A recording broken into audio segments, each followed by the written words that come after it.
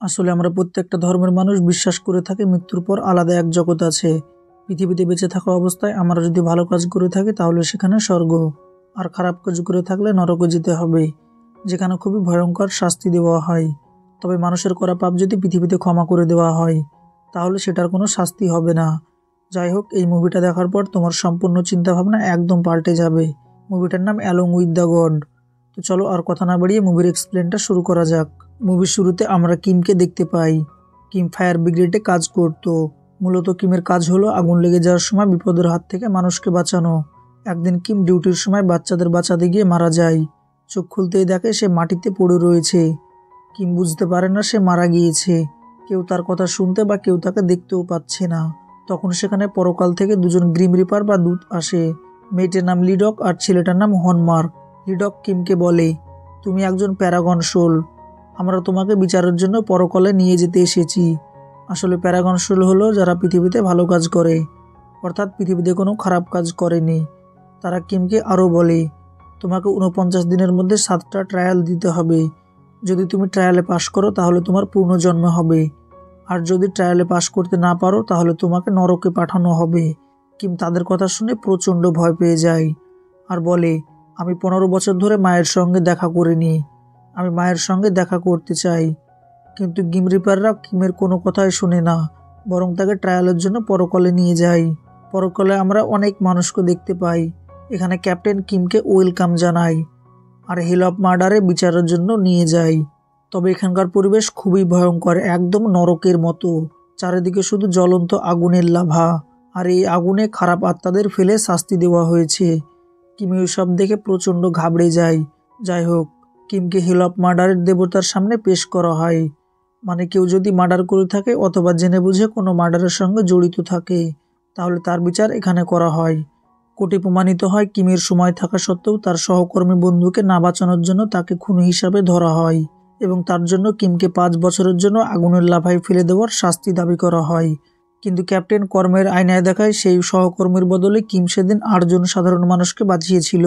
তাছাড়া কিম সেদিন তার সহকর্মীকে বাঁচানোর চেষ্টা করেছিল, কিন্তু কিমকে তার বন্ধু ওকো ছেড়ে অন্যদের জীবন বাঁচাতে বলেছিল। যাই হোক, এসব দেখে হিল অফ মার্ডারের দেবতা কিমকে নির্দোষ ঘোষণা করে। এরপর গ্রিম রিপাররা কিমকে সেকেন্ড ট্রায়ালের জন্য অলসতার নদীতে রওনা হয়। নদীতে যাওয়ার সময় কিম গ্রিম রিপারদের বলে, তোমরা আমাকে কেন সাহায্য করছো? তখন তারা বলে, আমরা যদি 49টি আত্মাকে বেকসুর খালাস করতে পারি তাহলে আমরা 3জনই এই কাজ থেকে মুক্তি পাবো, আর আমাদের পুনর্জন্ম হবে।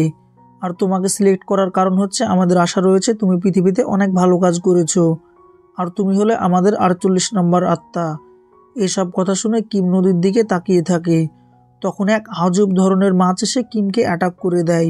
গ্রিম রিপাররা মাছেদের সঙ্গে লড়াই করে কিমকে বাঁচিয়ে নেয়, এবং ক্যাপ্টেন কিমকে বলে, তুমি কখনোই আশেপাশের জিনিসের দিকে তাকাবে না, তাকালেই তোমার ওপর বিপদ ঘনিয়ে আসবে। এরপর কিমকে গডেস অফ ইন্ডোলেন্স অর্থাৎ অলসতার দেবীর কাছে নিয়ে যাওয়া হয়। এখানে দেবীর সামনে কিমের জীবনের সব ভালো কাজগুলো দেখানো হয়। কিম নিজের জীবনের ঝুঁকি নিয়ে অন্যদের জীবন বাঁচিয়েছে। এসব দেখে দেবী অনেক খুশি হয়, কিন্তু কিম জানায়, আমি এসব কিছু টাকার বিনিময়ে করেছি, আমি ফায়ার ব্রিগেডে চাকরি করতাম। দেবী টাকার বিনিময়ে শুনে ভীষণ রেগে যায় আর কিমকে নরকে নিয়ে যাওয়ার জন্য আদেশ দেয়। আর তার ভেলাটা আস্তে আস্তে ঝর্ণা দিয়ে নিচে পড়তে শুরু করে। নিচে অনেক মানুষকে শাস্তি দেওয়া হচ্ছে, ওদেরকে জাতার মতো একটা বড় পাথর দিয়ে পিষে ফেলা হচ্ছে। এখানে সব সময় দৌড়াতে হবে, না হলে সমুদ্রের ভয়ানক মাছগুলো তাদের মাংস ছিঁড়ে ছিঁড়ে খাবে। কিম এইসব দেখে ভয় পেয়ে যায়। তখন ক্যাপ্টেন কিমের ভেলাটা ধরে দেবীকে কর্মার আয়নায় দেখায়। কিম দিনরাত পরিশ্রম করে টাকা উপার্জন করেছে, সে কখনো বিশ্রাম নেয়নি। আর সেই টাকা দিয়ে কিম তার অসুস্থ মায়ের চিকিৎসা করিয়েছে আর তার ভাইয়ের পড়াশোনার জন্য খরচ চালিয়েছে। সে নিজের জন্য একটা টাকাও গুছিয়ে রাখেনি। এসব শুনে দেবী প্রচণ্ড ইমোশনাল হয়ে পড়ে আর কিমকে বেকসুর খালাস করে দেয়। এরপরের ট্রায়ালের জন্য তারা ব্লেড ফরেস্টের মধ্যে দিয়ে যেতে থাকে। এখানকার সব গাছের পাতা ব্লেড দিয়ে তৈরি। এদিকে ক্যাপ্টেন কিমের ওপর ভীষণ রেগেছিল, কারণ সে দেবীকে বলেছিল টাকার বিনিময়ে সে সব কাজ করেছিল। যাই হোক, ক্যাপ্টেন কিমকে সতর্ক করে দেয় সে যেন আর বাড়তি কোনো কথা না বলে, না হলে তারা তাকে আর বাঁচাতে পারবে না। হনমার্ক আরও বলে, তোমার পুনর্জন্ম হলে তুমি তোমার মায়ের স্বপ্নে যেতে পারবে। এটা শুনে কিম চুপচাপ থাকতে রাজি হয়ে যায়। রাস্তায় যেতে যেতে কিছু মনস্টার কিমের ওপর হামলা করে। তারা সবাই অবাক হয়ে যায়। গ্রিম রিপাররা তাদের সমস্ত শক্তি দিয়ে লড়াই করে। শেষমেশ একটা পাহাড় ভেঙে দিয়ে মনস্টারদের পথ আটকে দেয়। হনমার্ক কিমকে বলে, তোমার পরিবারের কারো মৃত্যু হয়েছে, আর সে অতৃপ্ত আত্মা হয়ে পৃথিবীতে ঘুরে বেড়াচ্ছে। তারা কিমের চোখ বেঁধে দেয়, যাতে কিম কোনো কিছুর সঙ্গে আই কন্ট্যাক্ট না করতে পারে। তাহলে কিমের ওপর কোনো অ্যাটাক হবে না। তবে কিমের পরিবারের কে মারা গিয়েছে এটা জানার জন্য ক্যাপ্টেন পৃথিবীতে আসে। ক্যাপ্টেন কিমের অফিসে এসে সবকিছু দেখতে থাকে। এরপর সে কিমের বাড়িতে যায়। কিমের মা ছেলেকে হারানোর শোকে খুবই ভেঙে পড়েছিল। এখানে ক্যাপ্টেন জানতে পারে কিমের ভাই মিলিটারিতে চাকরি করত। তখন ক্যাপ্টেন সেখানে সেই অতৃপ্ত আত্মাটাকে দেখতে পায়। ক্যাপ্টেন তার পিছু করে তাকে ধরার জন্য, কিন্তু সে ওখান থেকে পালিয়ে যায়। এদিকে ব্লেড ফরেস্টে কিম তার চোখের কাপড়টা খোলে। ঠিক তখনই সেখানে জন্তু জানোয়াররা কিমের উপরে অ্যাটাক করে দেয়।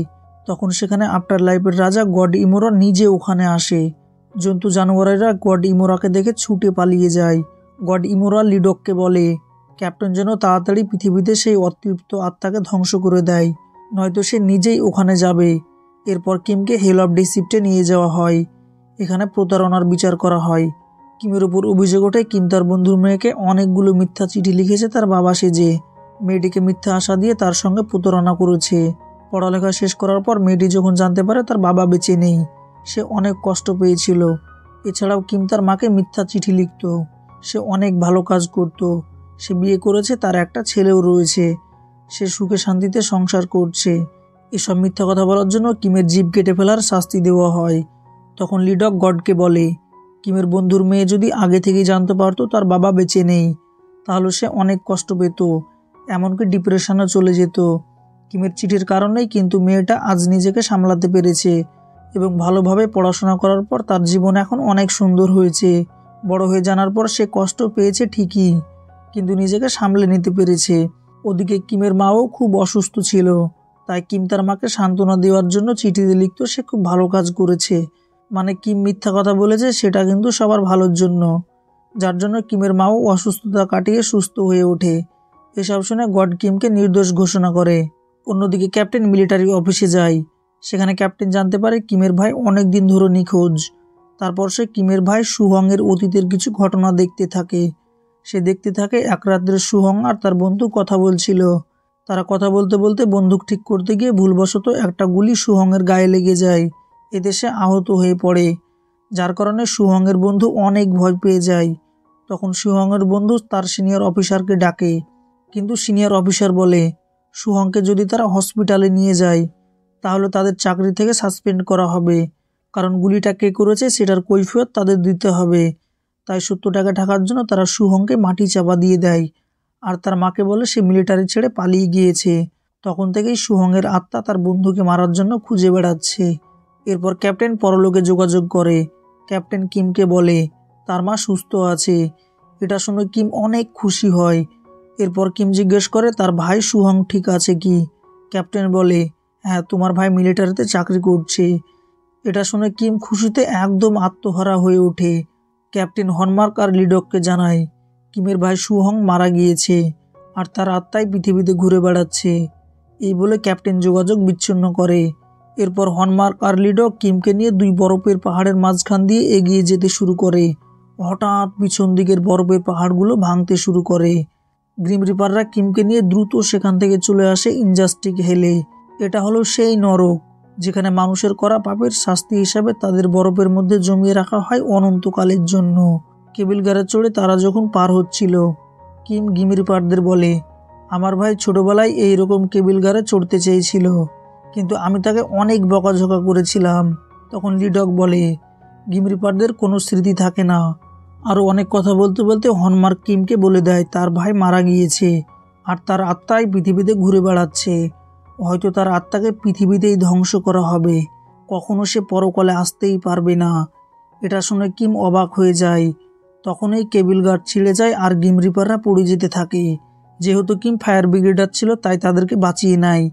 এদিকে ক্যাপ্টেন সুহংয়ের কবর খুঁড়তে থাকে।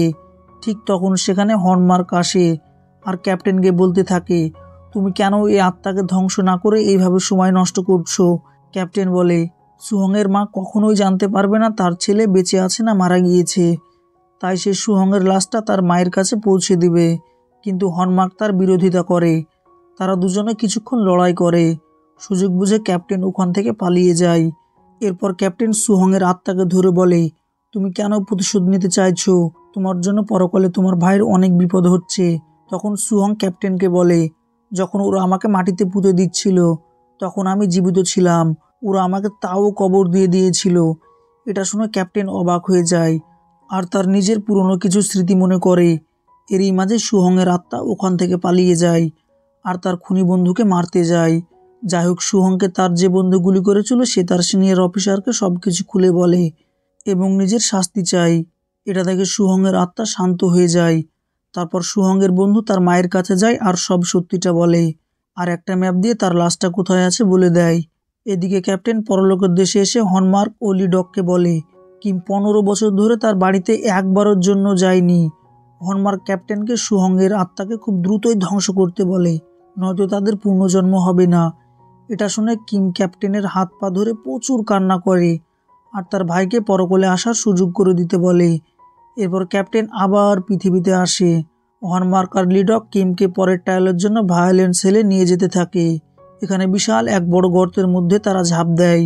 সেই গর্তের ভিতর বড় বড় পাথর ভেসে বেড়াচ্ছে। অন্যদিকে সুহংয়ের বন্ধু তার করা পাপের জন্য সুসাইড করার চেষ্টা করছে। এটা দেখে সুহংয়ের আত্মা ক্যাপ্টেনকে ওকে বাঁচাতে বলে। এর বিনিময়ে ক্যাপ্টেন যা চাইবে সে তাই করবে। গ্রিম রিপারদের এই পৃথিবীর কোনো কিছু পরিবর্তন করা উচিত নয়। এটা যদি পরকালে জানাজানি হয় তাহলে ক্যাপ্টেনকেও শাস্তি দেওয়া হবে। এটা জেনেও ক্যাপ্টেন সুহংয়ের আত্মাকে শান্ত করার জন্য ওকে বাঁচিয়ে নেয়। এর জন্য পরকালে কিম অনেক বিপদে পড়ে। বড় বড় পাথরগুলো কিমের ওপর এসে পড়তে শুরু করে। গ্রিম রিপাররা কোনোভাবে তাকে বাঁচিয়ে নেয়। এদিকে সুহংয়ের আত্মা ওখান থেকে পালানোর চেষ্টা করে, কিন্তু ক্যাপ্টেন তাকে ধরে ফেলে আর সুহংকে তার কবরের কাছে নিয়ে যায়, যেখানে সুহং তার সাধারণ রূপে ফিরে আসে। অন্যদিকে ভায়োলেন্ট সেলে কিমকে দোষারোপ করা হয় ছোটবেলায় সে তার ভাইকে অনেক খারাপভাবে মারার পর সে তাকে সরি না বলে বাড়ি থেকে পালিয়ে গিয়েছিল। সেদিনের পর থেকে সে আর কখনোই বাড়ি ফিরে আসেনি। হনমার্ক আয়নার মাধ্যমে ক্যাপ্টেনের সঙ্গে কথা বলে যে বর্তমানে পৃথিবীতে আছে আর তার কথা শুনে লিডক গডকে কম্বাইন্ড ট্রায়ালের কথা বলে, মানে পরের ট্রায়ালে এই দুই দোষ একসাথে উঠাতে। এখন যেহেতু ক্যাপ্টেন এখানে নেই তারা সঠিকভাবে লড়তে পারবে না। যাই হোক, কম্বাইন্ড ট্রায়ালে যদি কিমের দোষ প্রমাণিত হয় তাহলে গ্রিম রিপারদেরও শাস্তি পেতে হবে। এরপর কিমকে ট্রায়ালের জন্য হিল অফ ইমথিতিতে নিয়ে যাওয়া হয়। এটাই হলো লাস্ট কোর্ট। এখানে কিমের ওপর অভিযোগ ওঠে ছোটবেলায় সে তার মাকে জেনে বুঝে মারার চেষ্টা করেছিল আর এটাই ছিল তার জীবনের সবচেয়ে বড় পাপ। তখন লিডক কিমকে বাঁচানোর চেষ্টা করে আর কর্মার আয়নায় দেখায় কিম যখন তার মাকে মারতে গিয়েছিল তখন তার মা জেগেছিল, তার চোখ দিয়ে পানি ঝরছিল। তারপর আবার কিম যে তার ভাইকে মেরেছিল সেটা দেখানো হয়। কিম যখন তার মাকে মারতে গিয়েছিল তখন তার ছোট ভাই সুহং দেখে ফেলে আর তাকে আটকায় আর বলে, তুমি কেন মাকে মারতে চাইছো? তখন কিম তার ছোট ভাইকেই মারধর করতে থাকে। আসলে কিম তার মাকে মারতে চেয়েছিল কারণ তার মা খুবই অসুস্থ ছিল, তার চিকিৎসা করার টাকা ছিল না, এমনকি তাদের না খেয়ে দিন কাটাতে হতো। এর জন্য কিম তার মাকে মেরে সে ও তার ছোট ভাই ঘুমের ওষুধ খেয়ে মারা যেতে চেয়েছিল। তাছাড়া কিমের মা তাকে ক্ষমা করে দিয়েছিল। আর পৃথিবীতে করা পাপ যদি কেউ ক্ষমা করে দেয় তাহলে সেটার কোনো শাস্তি হয় না। যাই হোক, কিম তার মাকে না মারতে পারায় সারা জীবনের জন্য বাড়ি থেকে বেরিয়ে যায়। সে লজ্জায় আর কোনোদিনই বাড়ি ফিরে আসেনি। আর সে খেয়ে না খেয়ে ইনকাম করে বাড়িতে পাঠাতো, সেই টাকা দিয়ে তার মা সংসার চালাতো। এসব শুনে রাজা ইমোরা কিমকে বেকসুর খালাস করে দেয় আর কিমের পুনর্জন্ম হয়। অন্যদিকে ক্যাপ্টেন সুহংকে পরলোকে নিয়ে আসে তার বিচারের জন্য।